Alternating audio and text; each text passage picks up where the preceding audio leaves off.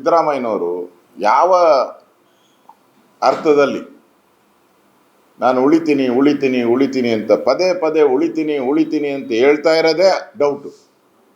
ಅವರ out going signal ಅದು. ಉಳಿತೀನಿ ಉಳಿತೀನಿ ಅನ್ನೋದೇ ಔಟ್ ಗೋಯಿಂಗ್ ಸಿಗ್ನಲ್ಲು. ಅದರಿಂದ ಅಕ್ಟೋಬರ್ ಮತ್ತು ನವೆಂಬರಲ್ಲಿ ಖಚಿತವಾಗಿ ಈ ಸರ್ಕಾರ CM ಬದಲಾವಣೆ ಆಗುತ್ತೆ. ಒಂದು ರೀತಿ ರಾಜ್ಯದಲ್ಲಿ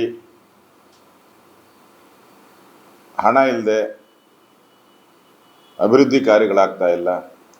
ಶಾಸಕರೆಲ್ಲ ಬೇಸರವಾಗಿದ್ದಾರೆ. ಸಿದ್ದರಾಮಯ್ಯನವರ ಅವಧಿ ಏನಿತ್ತು, ಈ ಬಾರಿ ಅವಧಿ ಅದು ಕರ್ನಾಟಕದ ಪಾಲಿಗೆ ಒಂದು ಕರಾಳ ಅಧ್ಯಾಯವನ್ನು ನಿರ್ಮಾಣ ಮಾಡಿದೆ.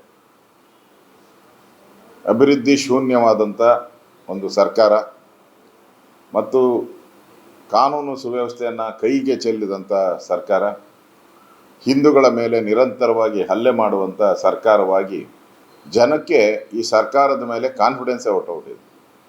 ಯಾವಾಗ ಈ ಸರ್ಕಾರ ತೊಲಗುತ್ತೋ ಅನ್ನೋ ಭಾವನೆಯಲ್ಲಿ ರಾಜ್ಯದ ಜನ ಇದ್ದಾರೆ.